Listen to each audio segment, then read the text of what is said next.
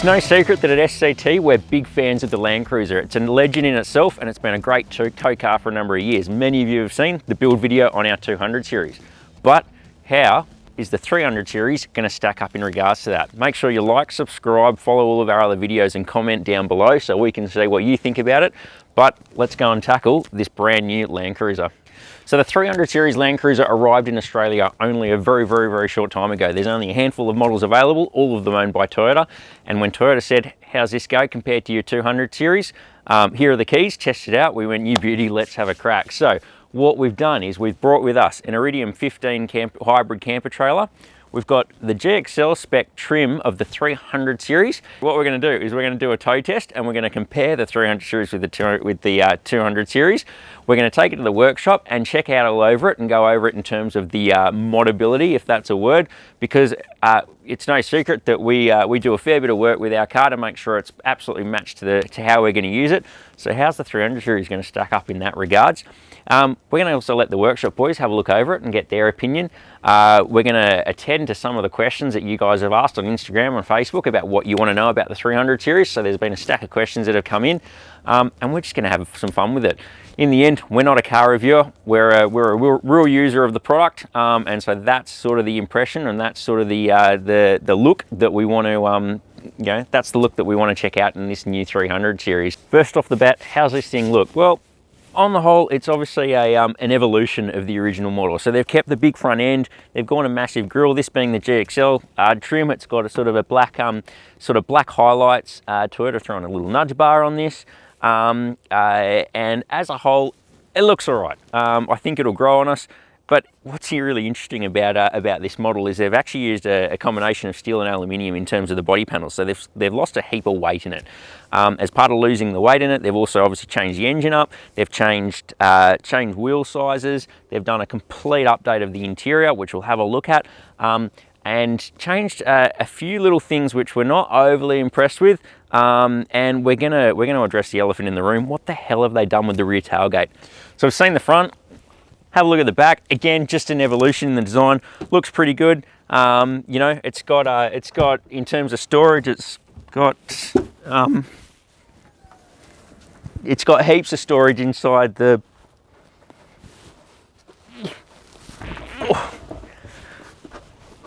It's got heaps of storage inside the back of it. It's got rear seats that fold up. It's got cup holders. This has got a big rubber mat, which will come in very handy. But it's missing something. Oh yeah, a proper rear tailgate. What have you done, Toyota?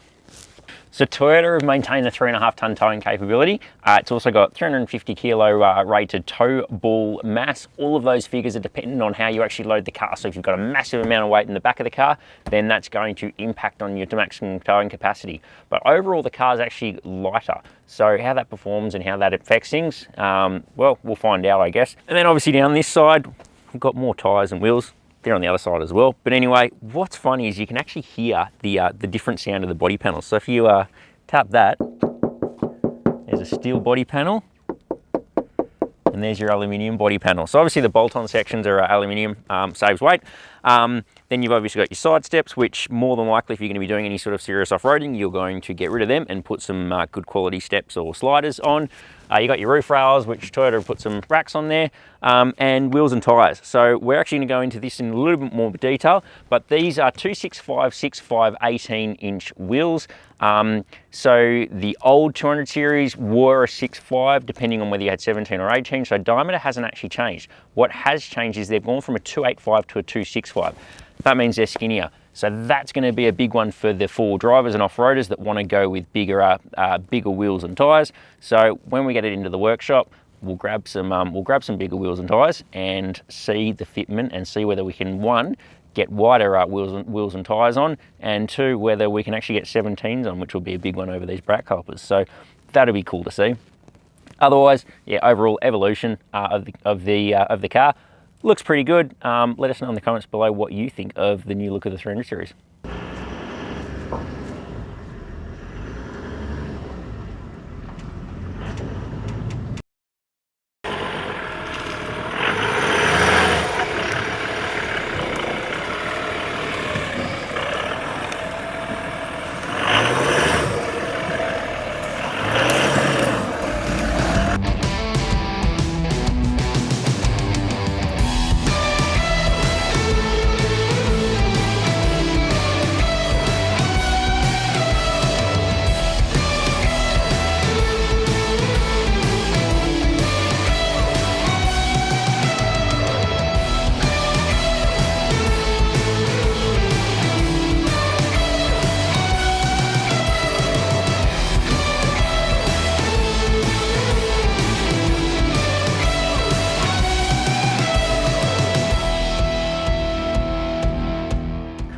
down to the water, and we thought we'd give you a quick run through of the interior of this car. So we're taking it nice and easy because it's a pretty windy road. And one thing I've got to say that I'm pretty impressed with this car is the actual turning circle. Much better than, well, it feels a lot better than the 200 series. We've had some pretty tight switchbacks on this road, and yeah, just turns no problem when we're maneuvering around last night to hook the trailer up.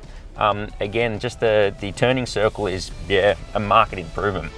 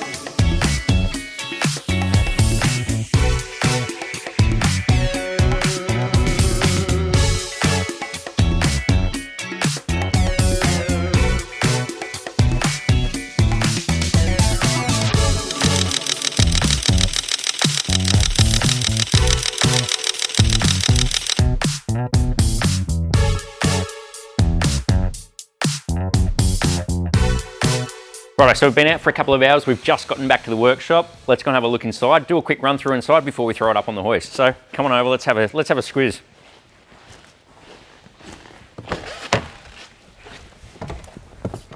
So as mentioned, this is the GXL model. So it's not the bottom, which is the GX. It's the one up from the bottom, but it's still just under 110 grand. So you'd expect a bit of luxury and a bit of a few features in it. So what have we got? Well, it's definitely more car-like. I really like the black roof. It sort of darkens it up and sort of doesn't make it claustrophobic, but it definitely feels more, a bit more sort of luxury and complete. We've got a big infotainment screen up here. You've got your controls for your climate control, so you turn your air conditioning on and off up here. A couple of big vents. You've got your stop start button all up here. Down here is a lot of your driving modes, which is a pretty handy spot to have it because it means that you can sort of keep control of obviously the gear stick if you're doing a lot of off-roading and you're moving it from between gears. You've got your drive modes, mode selection. When you're not full driving, you can adjust it between eco mode, normal mode, and sports mode. You got your MTS, which is your basically Toyota's traction control system for terrain, multi-terrain response type system. DAC, which is downhill assist. You've then got your center diff lock, your turn assist, high-low range, electric park brake, which is a big change for Landcruisers, is to go to an electric park brake. Anybody that's ever had a Landcruiser will know that handbrakes are just non-existent. You've got a hill hold. You've got wireless charging, which is great. You've then got charging USB charging ports, nice gear stick, big cup holders, and then you've got your center console, which opens up both ways and from the back, but more on that later. Steering wheel, just your standard controls. There's nothing special about that. You've got a little LED or LCD screen, I should say, in the center there, which shows you obviously what doors are open and whatnot. Steering wheel controls. Toyota have kept with the theory that people that are working are going to be wearing gloves, so all the buttons are big. I saw that years ago in one review, and it talked about the fact that buttons are always big in Landcruisers because if you're wearing gloves, you want to be able to hit the buttons, and all the buttons are a good size. Apart from these ones, which are a little bit smaller, but still well operational with gloves on. If I was wearing them, everything's big, it's chunky, it's user friendly. And yeah, pretty simple. So yeah, grab handle here, Jesus bar if you call it, your glove box there, which is a good size, a little bit rattly, but let's see how that goes on some corrugations. And you got your reading lights and door lights, SOS button, you got your light for your makeup. Otherwise, let's jump in the back, see what the back's like. So decent size if you are carrying other people around. Then you've got good enough space. You've got air conditioning controls in the back here. You've got USB-C ports and SIG charging. What is missing out of this, which is only a little thing, but it's a big thing if you're actually living with it, you've got no pockets behind the seats. Where do you put your maps or your other bits and pieces that you just like to chuck away in there? We put tire deflation things. That's just weird. You got no center armrest in here. Again, I understand it's a GXL, but this is still a $110,000 car. Anyway, yeah, nothing special about this. And then if we open this up,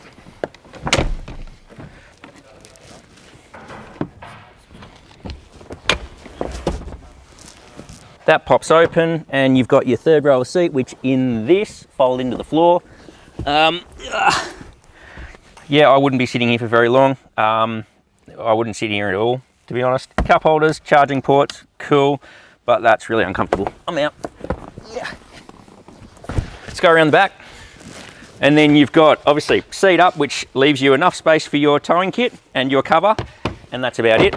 The other seat's down. This has got a rubber mat, which I'm assuming that's an accessory. Pick that, because that's cool. That'll work. And you've got underneath here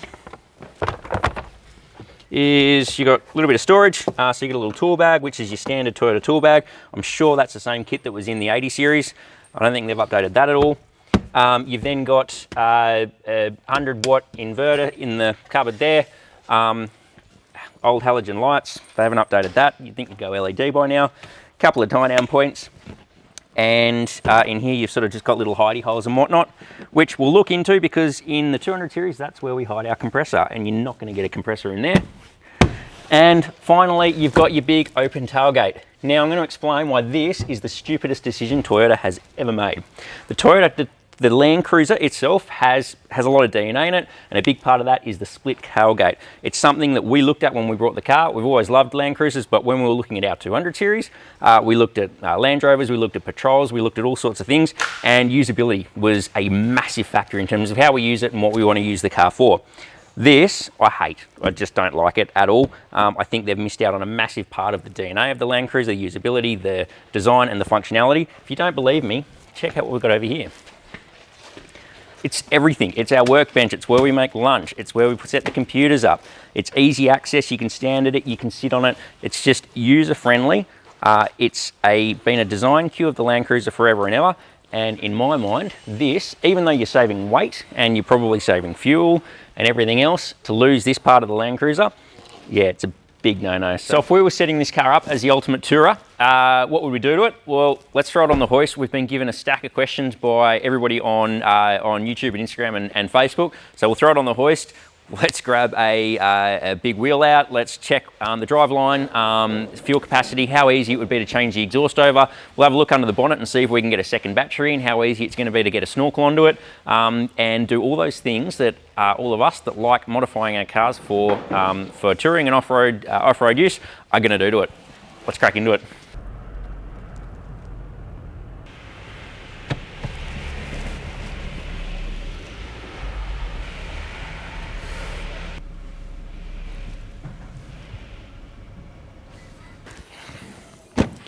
So under the bonnet, we've been hit by a few questions in here, including, am I going to be able to fit a snorkel to it?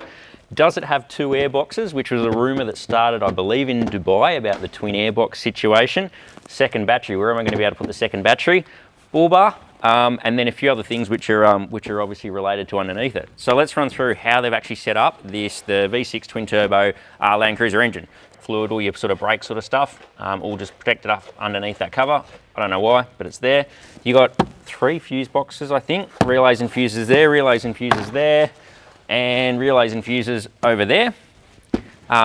You've then got obviously the engine, coolant, massive fan, big ass fan in front of your radiator. That's your air intake, or your airbox, and which runs through into the wheel arch here, which is fairly chunky and fairly wide, and then more fuses and relays in there, and your battery actually lives underneath this box, underneath here, Exhibit A. So we can take that out, throw that up there. So that's where your battery is. So let's talk second batteries.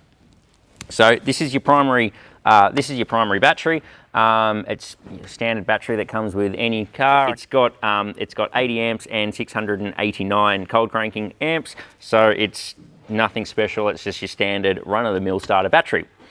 Would you put a second battery in here? I think it's important if you're going to be running a lot of accessories that you would need a second battery. If you're planning on running fridges, lights, a whole lot of other gear in the back of the car, UHF radios, you're going to be running Anderson plugs out to, to camper trailers, all that sort of stuff, then power is a massive issue. Second battery, I don't know where you're going to fit it in. That's going to take a little bit of umming and ahhing by some of the modification mobs. You may be able to get maybe two slightly smaller or better designed batteries and actually slot two batteries into here. You have got a fair bit of working space in here, which is good, but I don't know whether there's, in the higher spec models, whether there's actually extra things that are all mounted in here to take up that space. If not, it would be a great area to mount your voltage sensitive relays for your camper trailer, your extra fuse panels for all of your other bits and pieces, your UHF, and all that sort of stuff. Access wise, all things are fairly easy to get to and easy to work on. Let's talk snorkels and airbox. So the 200 series had a dust ingress reputation, whether it was deserved over the longevity of that car. People have obviously had issues. So airbox, unfortunately, the design of the new airbox is very, very, very similar to the old one. You've got your 4 latches, 1, 2, 3, 4, which lifts the airbox up, and then you've got your standard, similarly designed filter. You've got inside the airbox, you've got your little duct gill thing in there, which is for your drainage, but that can also let water in. So as a standard car, would work perfectly fine. It would be a great run around, do dirt roads, no problem whatsoever. If, however, you were going to be converting it into the ultimate outback tourer, I'd be sealing that hole right up and then looking at where you're going to be running the snorkel. The snorkel, your air intake comes through here and into this panel here. So your snorkel is obviously going to run up here and up the window sill there. So no doubt the likes of ARB, TGM, a few of the other big aftermarket accessories providers are already looking at the aesthetics of that and the design of that. But that should be a fairly simple installation to get the snorkel into the big 300. Oh, it's on this side, yeah. Yeah, as Aaron pointed out, it's on the opposite side.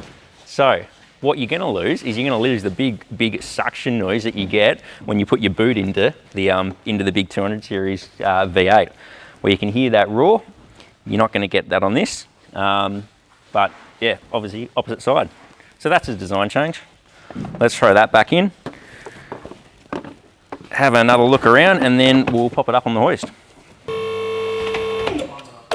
Check out the wheel travel. Going up on the hoist and she's still touching the ground. Credit to Toyota on that one. There we go. Lift off. Underneath it, well, that's a different game. We need to look underneath there. Toyotas have always been really, really strong, or Landcruisers more specifically, have always had really, really strong underpinnings in terms of the design of underneath it. You know that you've got a solid structure. It's basically a truck underneath. And you want to know that they haven't skimped on any of the design or the parts that actually go into it. So starting from the front, you've got a tow point there. I don't think Toyota would call it a recovery point, but you've got a tow point there which looks like it's bolted to the front part of the crossbeam for the chassis, which is also your radiator support bracket, but it's a pretty solid point. You've then got a bash plate, so it's like a carbon or carbon fibre, or I'm assuming it's Kevlar or some sort of composite material bash plate. It's solid as. It's definitely an improvement on the standard. If you were doing, however, a lot of heavy duty full driving, you're more than likely going to be going a steel bash plate. But in terms of what they've done per the previous model, it's an improvement on standard. So another thumbs up for Toyota on that one. Obviously, you can see the level of droop that these tyres, the suspension's actually getting. Looking underneath it, it looks like what they've done is they've actually extended the upper control arm. So they've got much longer upper control arms in there. They've also rearranged the geometry, and the actual droop and how it's all designed is, it's on point.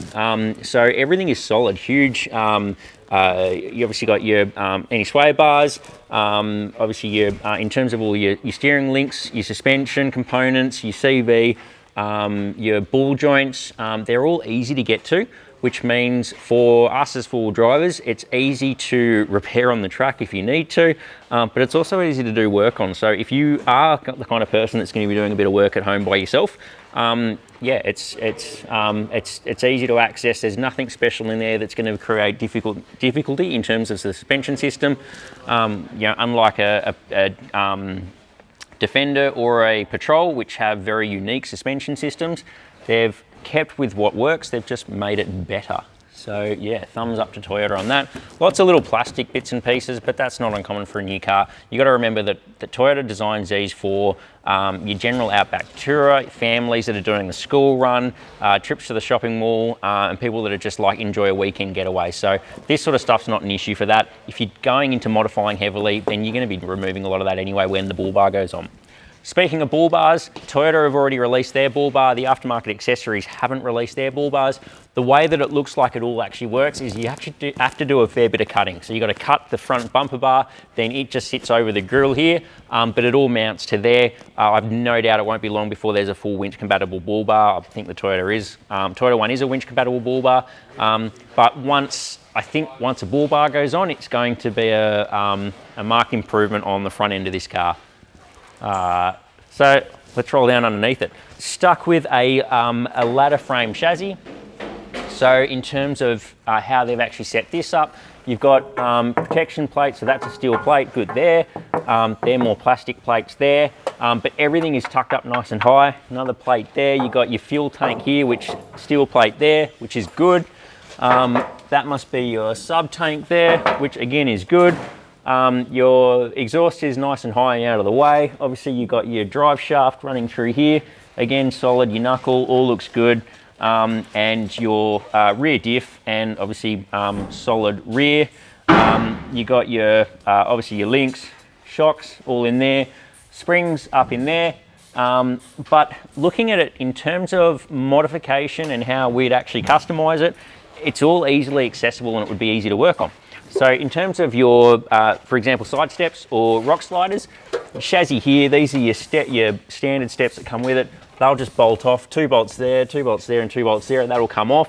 Being that your chassis is actually quite low compared to the seal of the car, means that it should be really, really easy to throw on a set of aftermarket steps or sliders, which will give that seal a really, really good amount of protection. And that's a must for any sort of off-roader or four-wheel driver. Let's talk aftermarket exhaust. Again, that's not going to be an issue changing that over at all. It's already got a good size diameter exhaust in it. Obviously you've got your DPF and all of your sensors and everything here. So legally you're going to have to go DPF back exhaust, which is cool because pretty much you can just unbolt it from either this point here or probably that point there. And you've got easy access to it all the way through, which is up over there. It's very, very, very similarly designed to the 200 series, which is good because that worked. And aftermarket fuel tank. So we're asked about whether you're going to be able to get more fuel capacity in it. We'll go into fuel capacity when we do a bit of a tow test because that's a big question people are asking. In terms of that, yeah, easy. So more than likely what you'd do is you'd remove the rear wheel, which is in exactly the same spot as the 200 series. Remove the rear wheel, take that bracket out. You've got a stack of room in there. You're easily going to get probably, I don't know, another 150 odd litres up in there without too much issue whatsoever. So that won't be hard to do at all. Then you've got your chassis that runs all the way along the back, which has got obviously your 3.5 tonne rated tow hitch on the back of it. In terms of mounting a rear bar and whatnot, I can't see that's going to be any harder than the current model. You've got easy access to the chassis mounts. This bar would just pop off. I imagine you're going to have to do a fair bit of cutting because it's not in 2 parts. So just like the 200 series, you're going to be doing a cut all the way around to mount that all onto. But on the whole, I think they've improved on what was already good and made it better.